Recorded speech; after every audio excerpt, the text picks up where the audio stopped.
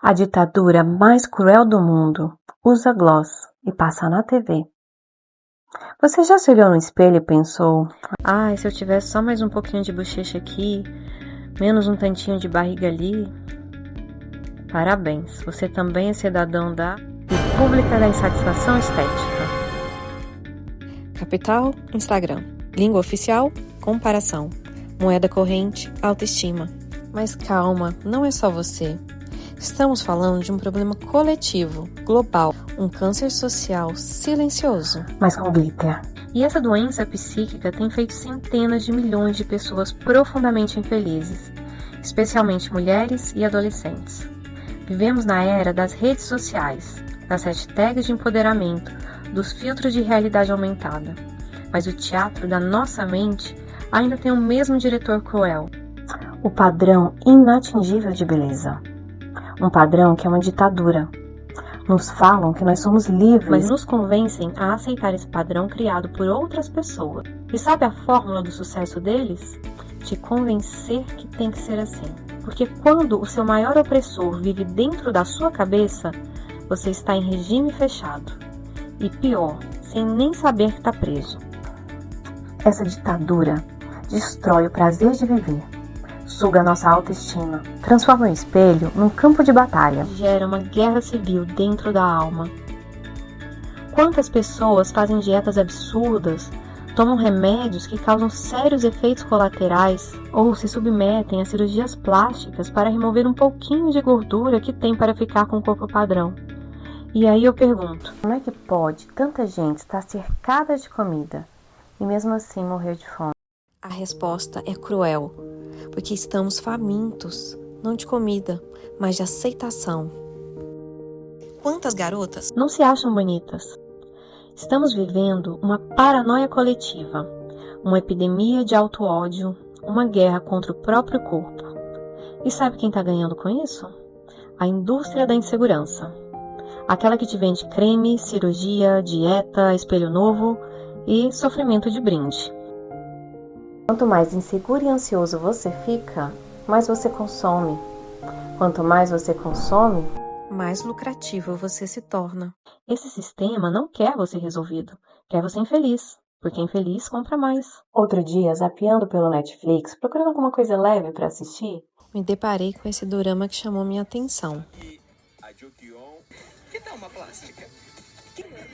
Você só precisa de boas notas, tá bom? Por que vocês me odeiam tanto? Aí. Quer saber mesmo? Porque você é feia. Fiquei tão chocada que eu preciso de uma pausa. Bora fazer um lanche? Vou fazer uma crepioca. Misturei o ovo, coloquei 3 colheres de goma de tapioca, somei a isso um pouco de gergelim, chia, linhaça e aveia. Mistura, mistura, mistura. E agora é hora de colocar na panela. Espalhei bem para ficar bem fino. Vira, e agora é uma hora boa para colocar um queijo coalho.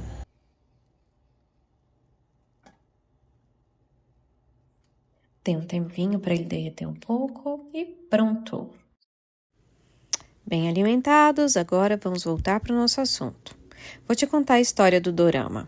A trama era mais ou menos assim. Uma garotinha que era considerada feia, aprende os truques de maquiagem e tcharam! De repente ela é linda. Muda o cabelo, cobre as espinhas, compra uns produtinhos e pronto. Agora os 2 meninos mais bonitos da escola estão apaixonados por ela. Ela vira amiga de todo mundo, ganha status e é respeitada. Tudo porque agora ela sabe fazer maquiagem. Essa é a aluna nova. Quer se apresentar? Oi, pessoal. Tudo bem? Você é linda! Nossa, ela é uma deusa. A minha mudança de aparência mudou como os meus colegas me veem. Eu continuei assistindo mais um pouquinho a série. Primeiro porque eu queria saber se em algum momento essa lógica ia ser quebrada. Mas segundo, Eu também queria saber se o casalzinho ia finalmente se beijar. Cheguei numa cena em que outra garota começa a sofrer bullying, igualzinho o que a protagonista tinha sofrido. E o que ela faz para ajudar? Ensina a garota a usar maquiagem. A mensagem é clara como delineador bem passado. Se você quiser ser respeitada, fazer parte da turma, se quiser ser legal, tem que ser bonita. E para ser bonita, tem que aprender a se maquiar. Pensa comigo, como é que a gente sobrevive a esse tipo de programação subliminar?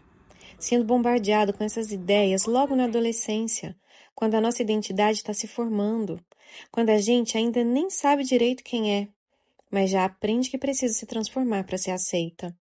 É assim que a ditadura da beleza começa, de forma sutil, fofa até, embrulhada em romance adolescente com trilha sonora bonitinha.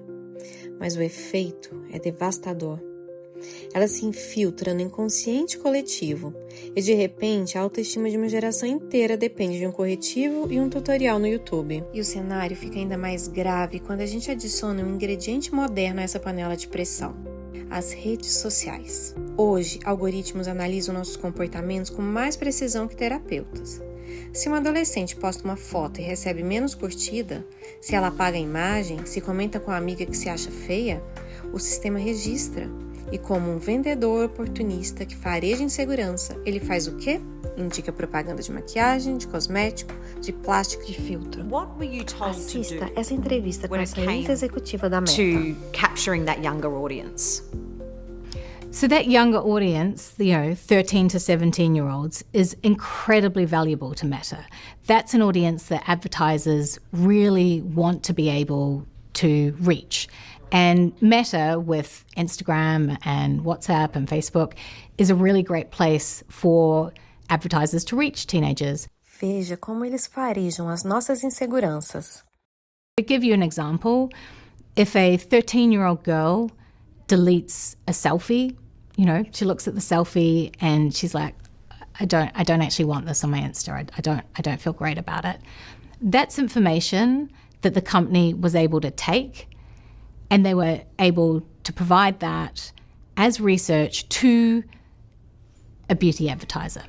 Because to that beauty advertiser, they know that the moment that teen girl is feeling worthless is a really good time, from their perspective, to serve them a beauty advertisement. And that makes me feel sick.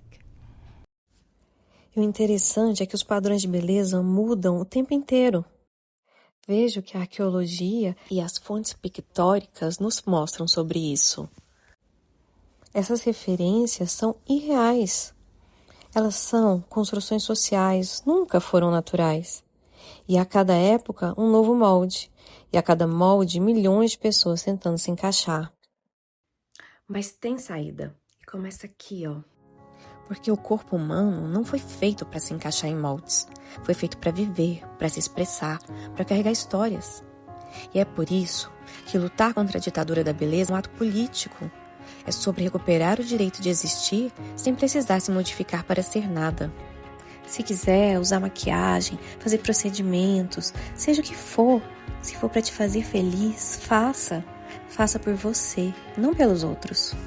Sem autoestima, as mulheres não conseguem acessar seu poder psíquico mais belo, o de amar a si mesmas.